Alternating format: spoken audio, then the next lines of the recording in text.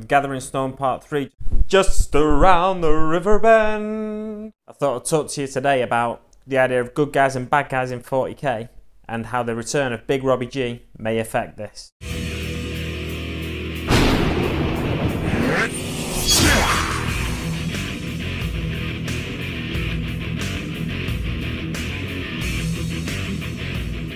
Whoa, quick costume change! Yes! Right, so the idea of good guys and bad guys in Thoughty K. Now, I am a strong believer that the idea that good guys, there are no good guys in Thoughty K. Everyone's a bad guy, or you know, you look at the Imperium and they're kind of like the Roman Reigns of the Thoughty K universe. Now, if you don't know who Roman Reigns is, let me explain it to you in one of the most common things he says. Basically, he's a wrestler, and in his promos, he comes out, he walks out, gets the mic, and he goes, "I'm not a good guy, I'm not a bad guy, I'm the guy."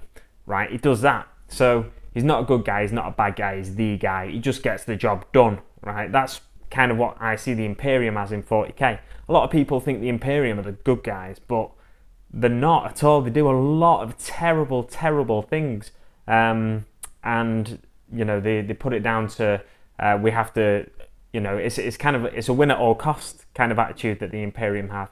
You know, we win at all cost players get a lot of stick in gaming circles and on YouTube. You know, there's a lot of videos out there talking about win at all cost players, and the Imperium are a win at all cost force in the Thoughty K galaxy.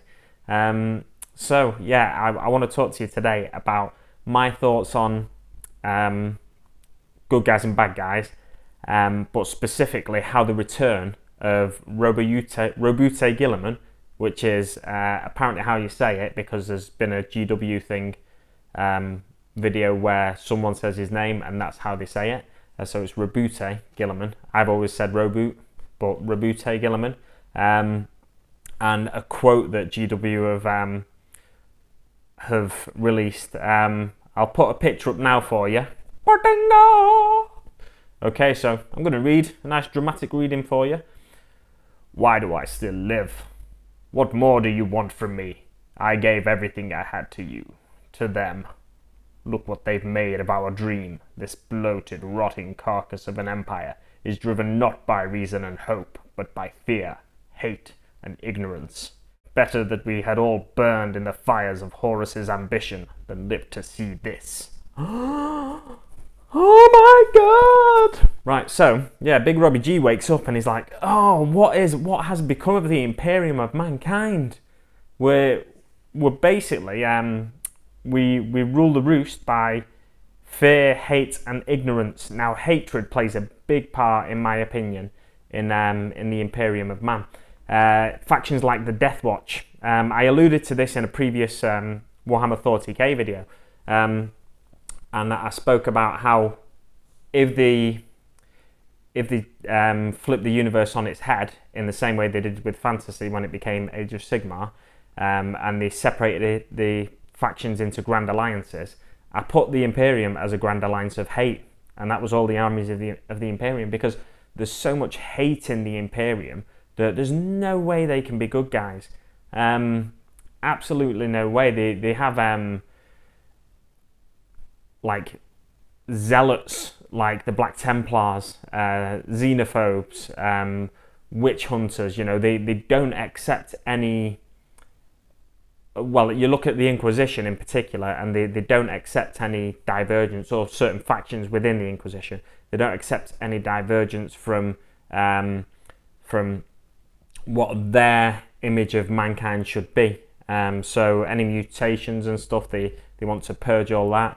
Some factions hate psychers, some factions hate aliens. Some, you know, there's the Imperium is fueled by hate, in my opinion, and that isn't a good. You know, if say a woman came into a mother or a father came into Games Workshop with the kid, and they wanted the kid to, or the kid was, you know, showing an interest in Games Workshop games, and in particular Warhammer Thoughty K, and they turned around and they said to the guy or girl in the shop, which ones are the good guys? I don't really want my kid, you know, he's only 8, 9, or she's only 8, 9.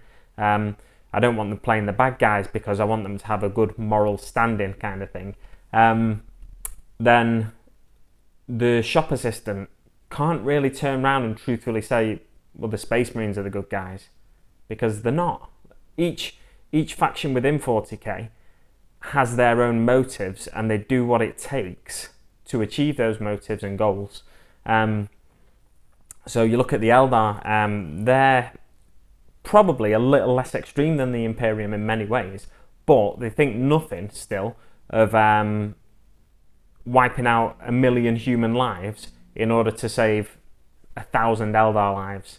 You know, that kind of, that's what drives people in the 40k universe. You look at the Tau, they want expansion of their empire and to bring people into their empire, but under their rule.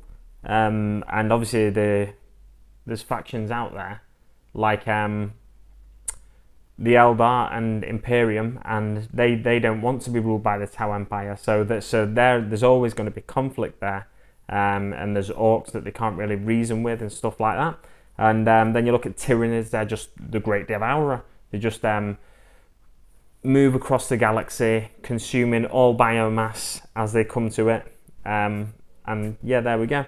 And the Necrons, their motives are kind of like mysterious motives, but they're kind of insane. So you know, the consciousness has been uploaded or downloaded into these robotic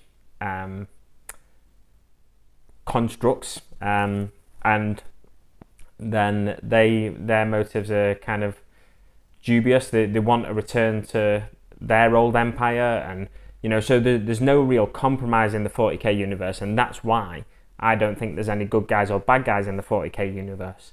But the return of Robute Guilliman is going to prove interesting, because I think it's a real chance for Games Workshop to establish a good guy in the 40k universe.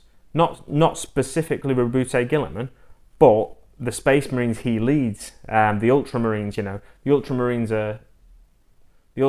are pin-up boys of Space Marines in the 40k universe, but it doesn't mean they're good guys.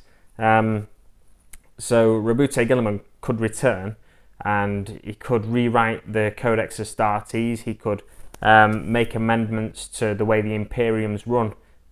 He becomes the leader of the Imperium potentially, and then he realigns the Imperium with a bit more reason, and you know, a bit more acceptance of divergence and mutations and psychic powers and stuff like that. So there's less hatred there. So then, like when the mother or father comes in the GW store with a child and they say, I don't want them to play any bad guys, so which ones are the good guys?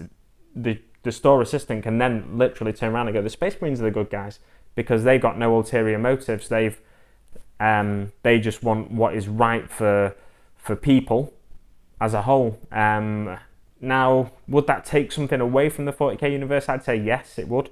It brings it more into line of what we think of in moral standings today, I'd say. And it takes a little bit away from it, but it doesn't have to change things drastically. It just enables a person in the store to say, these are the good guys. I think that'd be a good thing for getting more young people into the hobby. It might not be to everyone's taste, because I mean, some people do think the Space Marines and the Imperium are good guys. All the time, I hear people mention it in videos on YouTube and stuff like that about these are the good guys, they're the bad guys, blah blah blah blah. And some people already believe they're the good guys, but it depends what your view of the world is, I guess, and what your view of the universe, the 40k universe is. So in the little speech I gave you, it specifically says this bloated, rotting carcass of an empire is not driven by reason and hope, but by fear, hate, and ignorance. Now, obviously, Robute Guilliman wants it to be driven by reason and hope for mankind and hope for a better future and things like that. and reason. Now, reason is, or ignorance plays a big part in the lore of 40k, and the idea of, say, the Mechanicum, for example. They believe the Omnissiah has given all of these things, or, you know, the vast majority of the Mechanicum, I think, believe the Omnissiah is the machine god, if you don't know. He's given the Imperium and the Mechanicum in particular all of these things, these technological relics, like land raiders and land speeders and stuff like that. So there's no progression in terms of technology, and that's a sticking point really for some people, because whenever, say, take the Centurion suit for example. Now the Centurion suit is a Space Marine within a Space Marine almost. It's a Space Marine in power armor steps into this bigger suit of armor. It's like a bigger suit, well, it's a bigger suit of armor, and then he's a little bit more hardy, a little bit more powerful. He's got different rules, but that came out of nowhere really. That suit came out of nowhere, and I think some people were kind of like, but I thought the Imperium just had the technology they have and they don't develop any new things. But whenever a new unit comes out, GW have to kind of say, oh, a new standard template construct has been discovered. Which a standard STC is basically, it stands for standard template construct, and it's like the blueprints of technology that the Mechanicum and the Imperium use in Warhammer 40k. So instead of having to say that every time, now they could potentially go on and say this is a new development from the Mechanicum. Now, I don't really know why I touched on that, because this video is just about good guys and bad guys in 40k. Yeah, so let me know what you think about good guys and bad guys in 40k and the return of Big Robbie G. And if you think he'll alter the feel of the Imperium and the landscape of the 40k universe at large, because it's easy to paint a picture and say the Imperium's good guys, Chaos are bad guys, everyone else is in between. But I think the way 40k stands at the moment, the Imperium are bad guys, Chaos are bad guys, everyone else in between is also bad guys.